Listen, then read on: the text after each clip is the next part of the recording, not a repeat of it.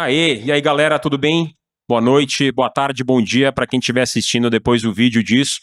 Bom, prazer enorme estar aqui com vocês. A gente vai conversar com uma lenda, né? O cara que já esteve aqui, né, Jeff? Isso. Que é o Hank Rogers, e espero que vocês gostem, porque a gente vai aqui explorar algumas curiosidades de bastidores dessa lenda, outra lenda que é Tetris, certo? Acho que tem muita coisa, né, Jeff? Não só Tetris, como uma passagem ali pelo Japão e uma introdução ao mundo dos RPGs de turno. Talvez até influenciando clássicos como Dragon Quest e Final Fantasy. O Hank teve presente e tem parte na história disso também. É muito legal porque aqui vocês já acompanharam ele no palco, né? Esteve aqui agora há pouco.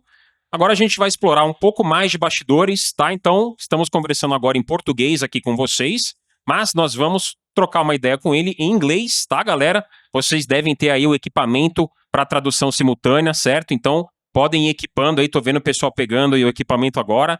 Podem ir equipando, porque a gente vai conversar com ele em inglês, né? Temos aí uma equipe de tradução, então, ao tradutor ou a tradutora, obrigado pela presença. Obrigado. É um trabalho difícil e vamos fazer o possível para falar de forma pausada, né?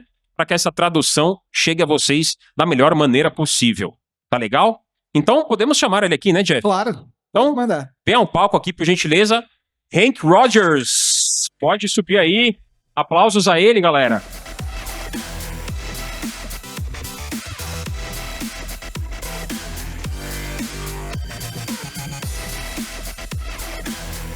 Muito bem. Thank you. Muito bem. Então agora vamos conversar em inglês. Hank, how are you doing tonight? I'm doing great, thank you. Thank you for being here. How is your day so far? What did you have for lunch? How is your experience in Brazil? Just to break the ice a Oh, little you want bit. to know how many times I went to the bathroom, or Is your did I have for lunch? Did I have lunch? Oh, yes, we had a wonderful lunch with the mayor of Cologne. So yeah, there you go, right around the corner. So, Hank, we know that you are one of the responsibles for Tetris. I mean, Tetris is huge. It's legendary. So, we know that you have faced a lot of challenges in your career, all right? So, just for people to know, you are the guy who managed to get Tetris on the western side of the world. I mean, worldwide. You had to negotiate with a lot of, hard people, let's say. And so tell us a little bit about your career, your main challenges, and what was your role in Tetris, along with Alexei, of course. Well, you want me to sit here and read the whole book? I mean, that's a lot. Just to summarize. Okay. I studied at the University of Hawaii. I majored in computer science, minored in Dungeons and Dragons. 6 years later, personal computers came out. I wrote the first role-playing game in Japan. It was the #1 game in Japan in 1984. It launched role-playing games for all the other companies. I didn't speak, read, or write Japanese at the time, just like your neighbor there. As a publishing company, I started traveling around the world looking for games, found Tetris at the Consumer Electronics Show, published Tetris on 7 different platforms in Japan and Nintendo.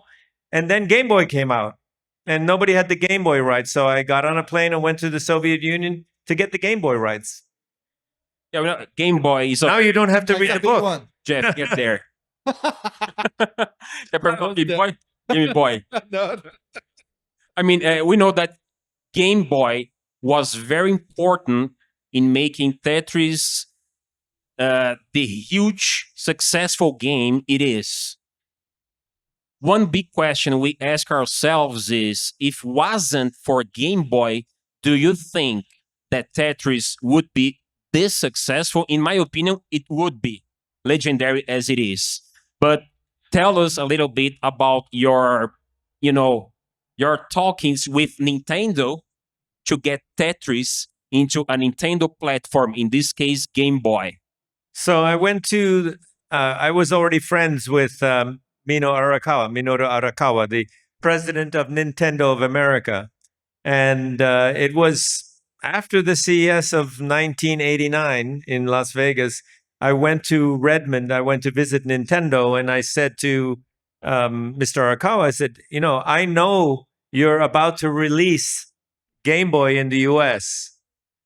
And I also know that every time you release a new platform, you always include a game. I think you should include Tetris. And his answer was, why should I include Tetris? I have Mario. And then my answer to him was, if you want little boys to buy your Game Boy, include Mario. If you want everyone to buy your Game Boy, include Tetris. And he called in his experts and they said, yeah, everybody plays Tetris. It was harder to convince all these Japanese people to embark on your idea of selling Tetris for worldwide, or it was not so hard after that speech? Looking back on it, everything sounds easy. But, no, that was not an easy thing, convincing Nintendo to pack in your game. And people say that Tetris made Game Boy and Game Boy made Tetris. I think it was a marriage made in heaven. I think that eventually Tetris would become a huge hit on mobile phones anyway. And so it might not have happened as quickly as it did, but it would have happened. Okay. As you spoke just now about the first RPG game that you launched in Japan, how do you expect to see this popularity of this game in Japan?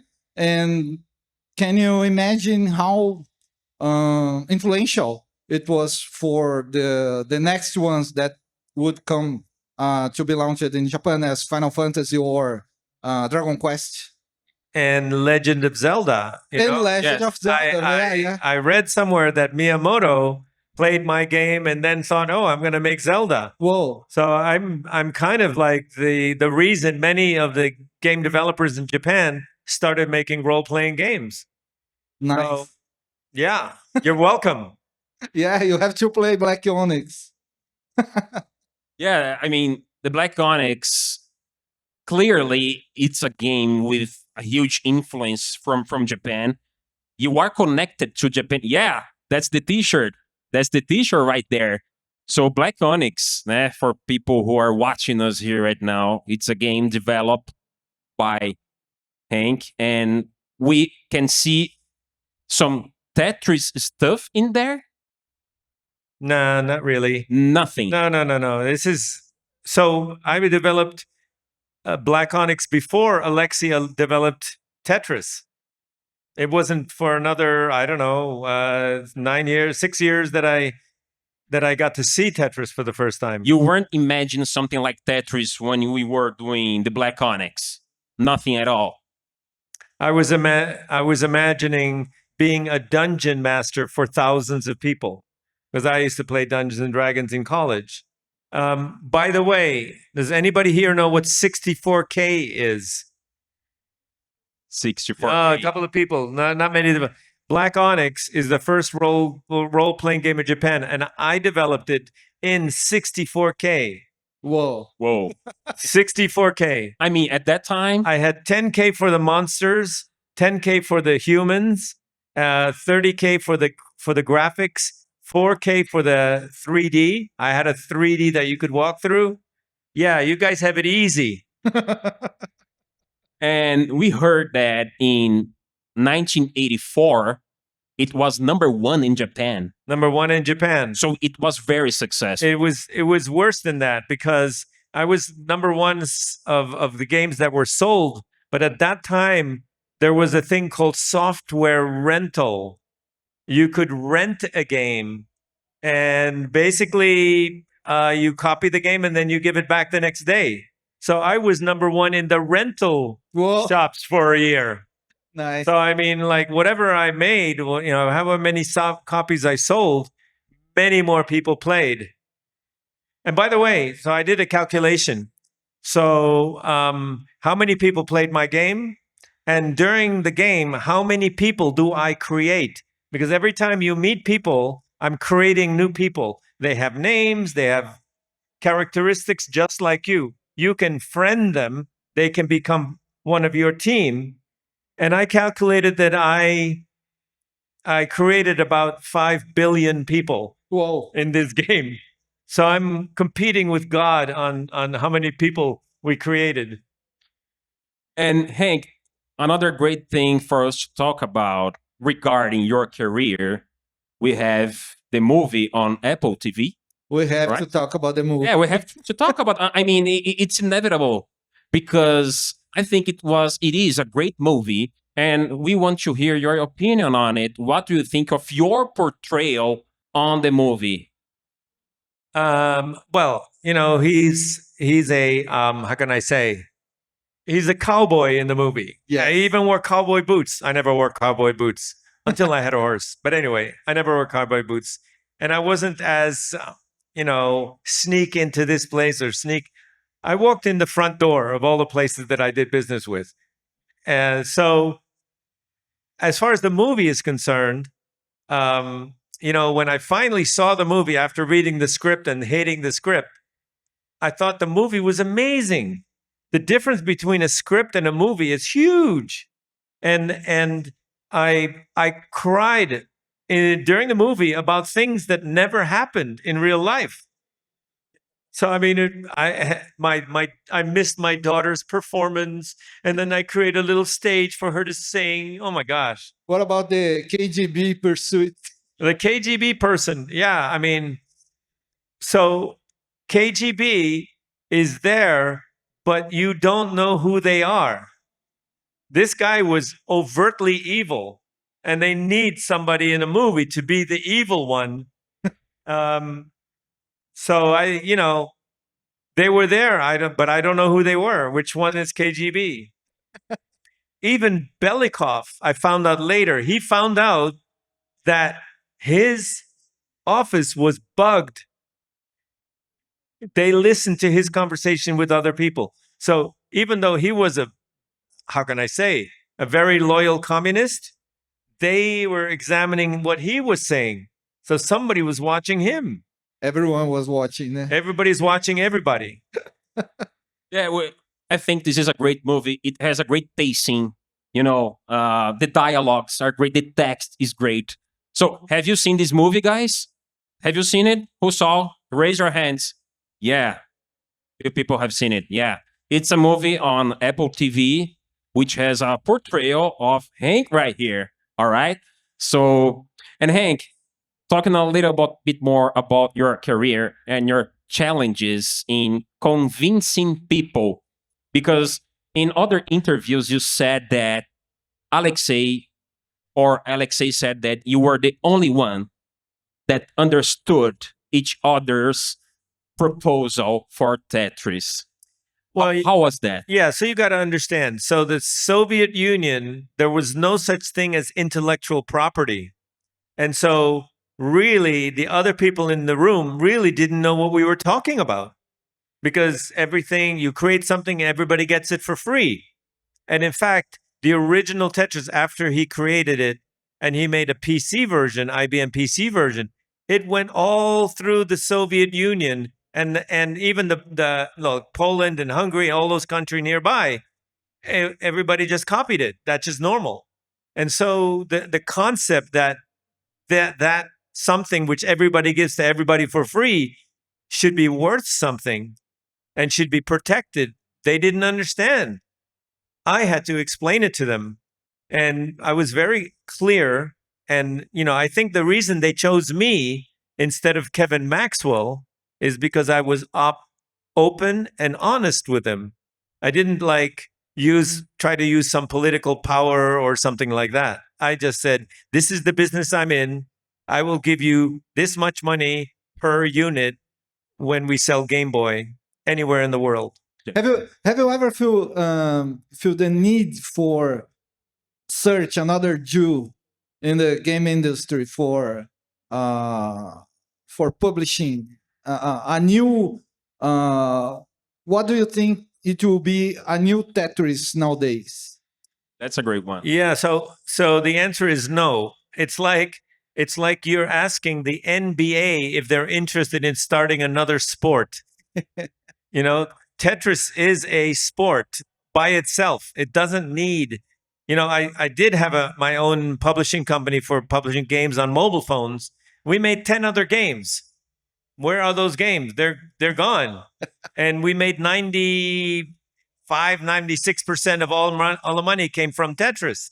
Those other few games mean nothing. And so right now, my daughter's running the company. She is not interested in any other game. She just gonna make this game happen more and more and more. When she was 15, I asked her, so what do you want to be when you grow up? And she said, I don't know, but I want to make more money than you. I mean, Tetris. I have a friend, Sarda. We have a friend that he plays a lot of video games. I mean, Legend of Zelda, Grand Theft Auto, you name it. A lot. Skyrim, Elder Scrolls, Oblivion. But with Street Fighter, when you ask him, what is your number one favorite game? It's Tetris. For the rest of his life. So Tetris has this different effect because everyone can play. Everyone can play Tetris. You know how to move the blocks. You know they are falling down on the screen. So you just know what to do. How did you manage to achieve this sweet spot in which the game is easy and hard at the same time? I didn't achieve that. Alexei achieved that. Yeah, you and Alexei. I did change the game because I'm also a game designer. So when you clear more than one line at a time, single, double, triple Tetris, yeah, I invented that. And so the reason I invented it is because the game was slow in the beginning, and to get a high score, you have to play through the slow levels, and it's kind of boring. So I wanted to give you something to do in the slower levels. And actually, by trying to get the 4 lines at the same time, you make the play field a little bit smaller, from 10 columns to 9. So you're making the game more difficult yourself, which I think is an interesting thing. Have you ever seen any Tetris competition? Did you see those professional players playing Tetris? I don't think it's Tetris, really Tetris. It's an iteration of the game, some music mixed with the flow of the tiles falling. Maybe the speed, they always increase the speed on their own, but to achieve more points faster. What do you think about that kind of sport? Yeah, I think that's the right way to go going forward, because the old Tetris, it's like you're in a race car and somebody else's foot is on the gas pedal, and it gets faster and faster and faster until you crash. Yes. Okay, I think, I'm just an old game designer, but I think that the player should decide the speed. And if you think you can go faster, okay, increase the speed. And if you're getting in trouble, then you should slow down. Yes. But you should decide. We'll see. I think that going to have something to do with, the sport going in the future, because obviously the guy who goes the fastest is the guy who wins the race. Yes. Yeah, and nowadays, Hank, you are the chairman of the board of the Tetris company, right? So in this role, and with your experience in the industry, in your career, your challenges, the Soviet Union, as we talked about, convincing people to, get your game on their platforms. Nowadays, on being the chairman, what is your main role daily? I mean, how do you advise people on the ways they should go or they should not go? Yeah, frankly speaking, I just get out of the way. So, and let my daughter get on with the business. I worked for my father. He never listened to me. And so I hated working for my father. So I don't want to have a situation where I'm like pulling rank on my daughter and say, you have to do this. No, I let her develop. Now, she asked me for advice. I give her advice. That's it. And when we have a license, a new license, like I want to do this business with this company, we always get Alexi and me get the final approval, make sure that it's okay. The deal is okay. And you're getting a lot of approvals lately? The major platforms have long-term contracts. And so it's not so many small ones, but we do a huge amount of merchandising now. We have a toy that's like #1 in Costco. It's a massive thing. It's like a round thing. You put the Tetris block on top, and then when it gets too high, then it falls in one way or the other way. It's like Jenga. Jenga, yeah. Jenga with It's like Tetris. Jenga Tetris, something. Very But I mean, popular in Brazil, Jenga. but this thing will be popular in Brazil too. Well, But right now they can't make enough. And I think what's going to happen is a whole bunch of this stuff is coming from China, and they're going to say, no, we don't want to bring it into the US because it's too expensive. Send it to Brazil instead. Brazil is like a escape route. I mean, yeah, China's looking for other places to sell stuff.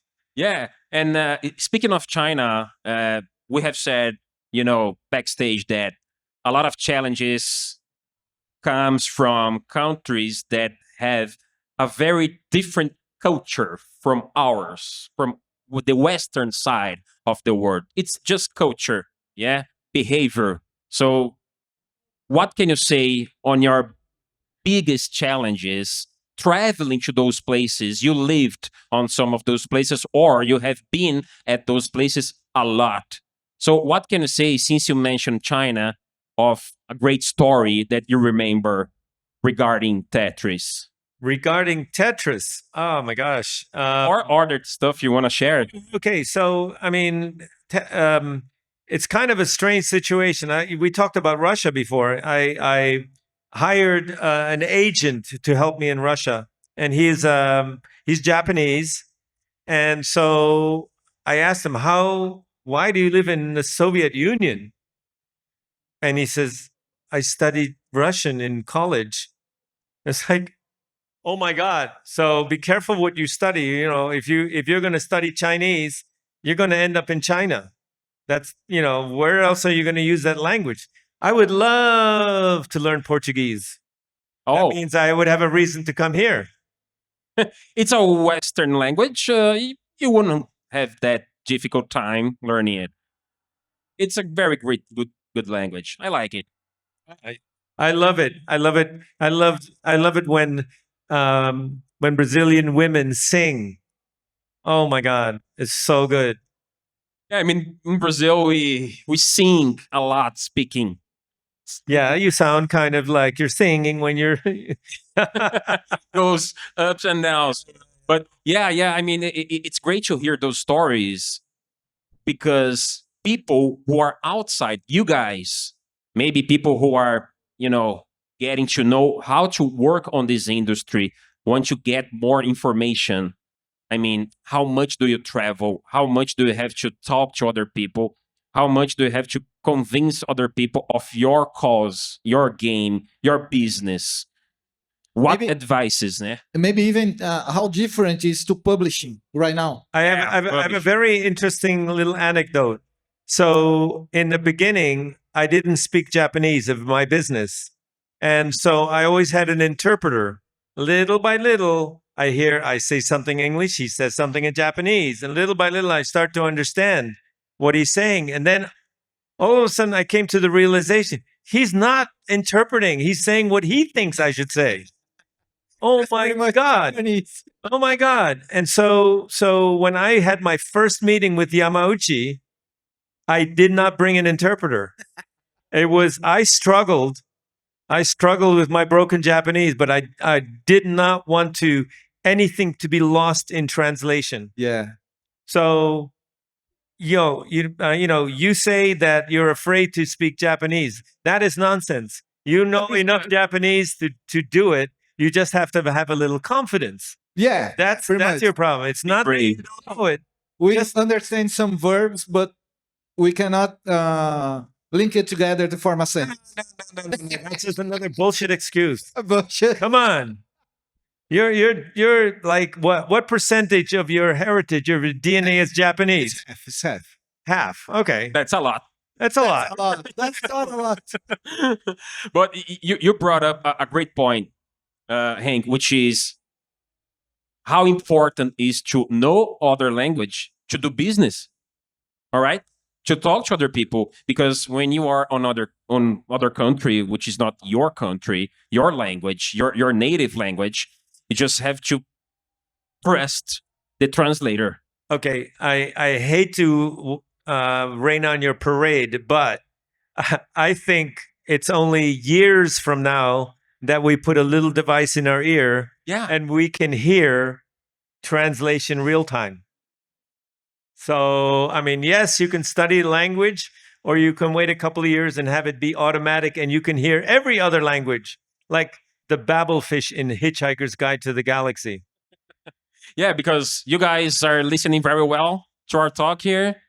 Yeah, good pacing. Thank you for the translator guy who is bravely here with us. So, Hank, another very important subject for us to talk about is artificial intelligence, AI for short.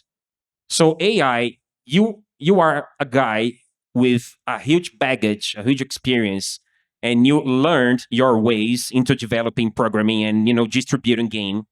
So what is your take about AI right now and in the future regarding video games or other things in general? Yeah, so AI is just like the invention of electricity. It's something that changed everything. But, people were worried that they were going to lose their jobs because now machines can do something. They can do heavy. I have a story. I'm from the Netherlands. This guy comes to Amsterdam and he says, I have invented something called a windmill. And this windmill will take a piece of wood, a log, and cut it into 17 planks automatically. Just by wind power, it will do all this. And the sawyers guild, meaning the people who do the sawing and make planks, they said, no way we're going to let this device into Amsterdam. We will lose our jobs. Well, he said, okay, whatever. And he built them outside Amsterdam somewhere. And then Holland became the #1 producer of planks in Europe. And as a result, they became the #1 naval power in Europe. They built more ships than England and France put together because of the windmill. You say it's a big labor-saving device, but it created a whole new industry of shipbuilding. So AI is like a windmill. It is going to give us so much new kinds of power, and we just have to figure out how to use that power. Yeah, because AI, you will not figure it out alone. Yeah. Yeah, there's right. And if I have a shovel or a bulldozer, I'm going to say, no, I don't want to use the bulldozer because I like shoveling. No, bulldozer does it. Computers made us way more powerful, and AI is making computers way more powerful. Any take on artificial intelligence, Jeff? I don't feel that I need to be afraid of them. That's okay.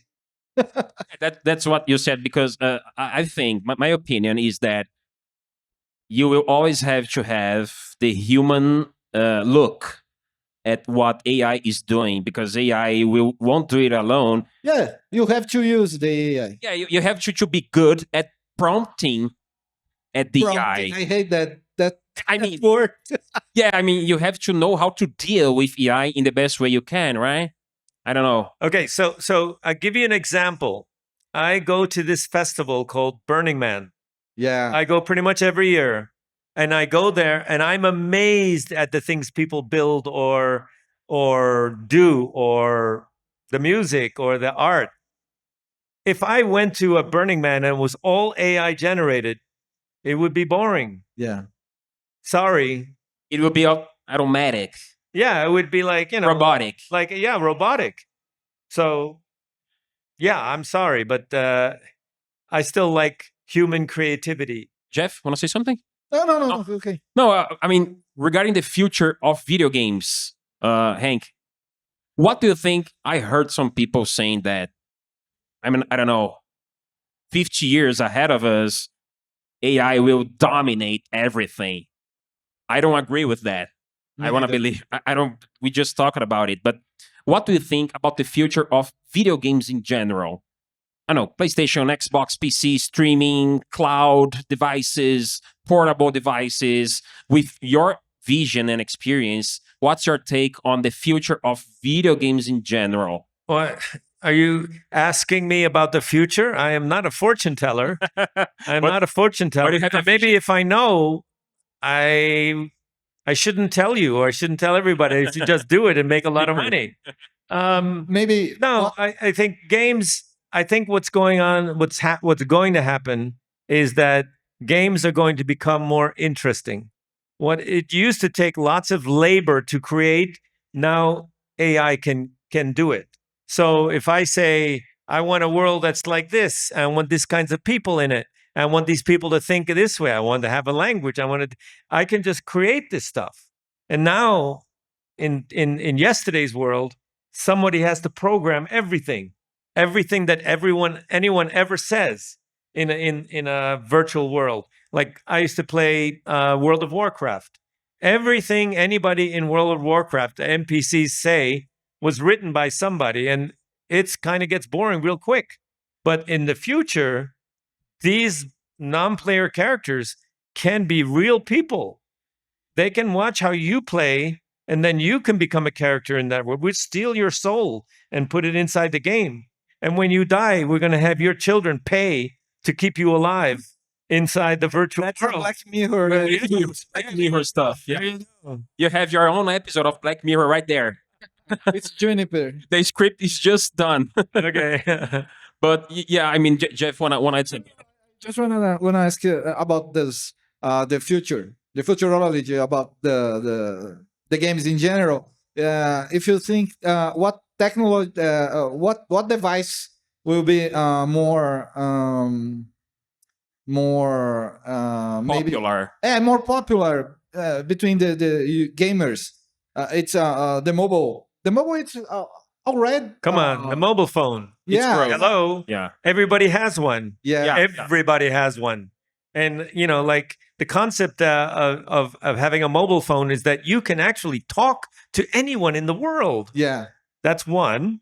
And another thing is you can get any information about anything also that's ever been thought of by looking at your phone. I mean, that's huge. But don't you think that mobile games are missing something regarding video games in general? It's more like I mean, only about the money. No. Okay, so what's the difference between a mobile game and a video game? Mobile game has a small screen, the video game has a large screen. Okay? But that mobile device is going to be just as powerful as your desktop or whatever going forward. And you're going to have a visor that projects the back of your eye a huge 3D scene. So you don't need the screen anymore. The screen is projected by some small device. And so that mobile device is going to be just as powerful as for playing a game as anything else. And by the way, when you have this device, you can move it and it knows which direction it's facing. So you can control things in a different way from, a joystick or a mouse or a keyboard.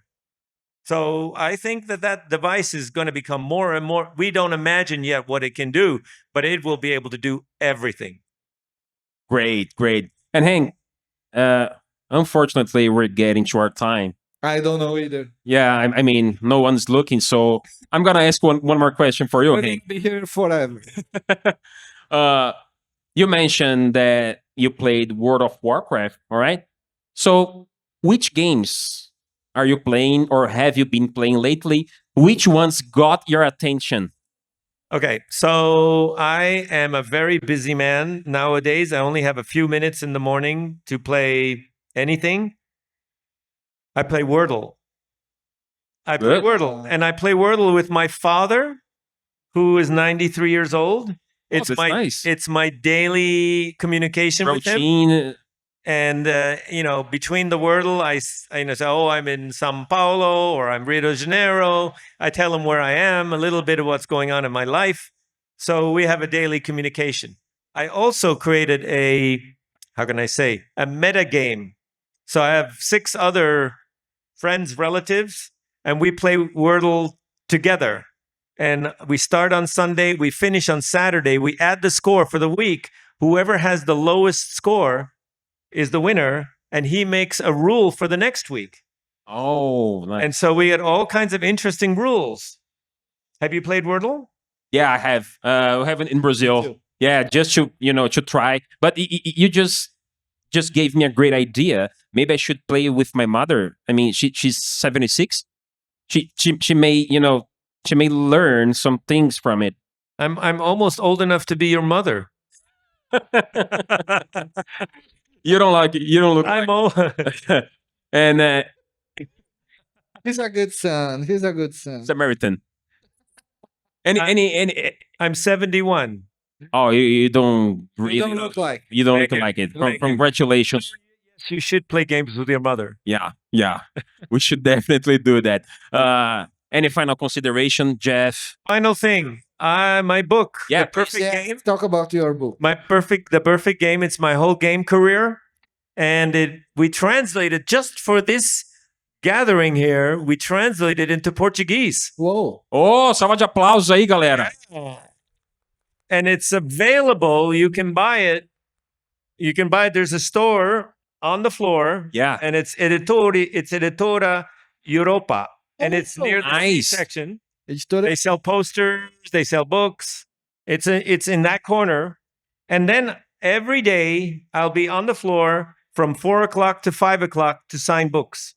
Oh, nice. And if you have a Tetris item, I will sign that too, but one per person.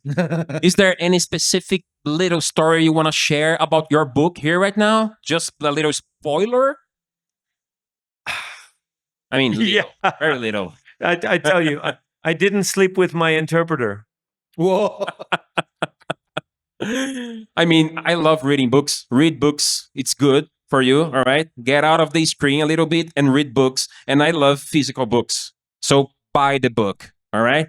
So when I leave here on Sunday, on Tuesday, I'm doing the audio book. Tuesday, Wednesdays, I'm going to like 4 days of studio time to read my own book out loud. Oh my God, I'm terrified. You are your own reader of the book. I'm the own reader of the That's book. And not- my publisher says you have to read it yourself in your voice. That's not something everyone does. So congratulations. Thank you. Not everybody writes their own book. So any final consideration, Hank, for the people here or here on Gamescom or watching us on the screen? Yes. So my big thing that I'm working on is I'm fighting climate change.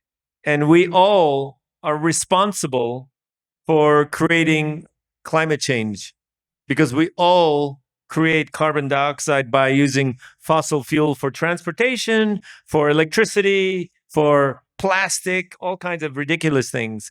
And we all can change this in small ways. So we all have the responsibility to make small changes in the world, and please do it, because it's the world that we give to our children and our grandchildren. We can't just run away and say it's not my problem. No, it is our problem, and we are the only ones who can fix it. Oh, I'm a huge defender. last thing. So people ask me if I have hope. I do not have hope. I have determination, because we are going to fix this. Oh my God. I'm a huge defender of this topic. And it's important for everyone to get the attention for it. All right. So yeah, Hank, thank you very much for being here, for your time. Jeff, Thank you very much. something you want to add here in the conversation?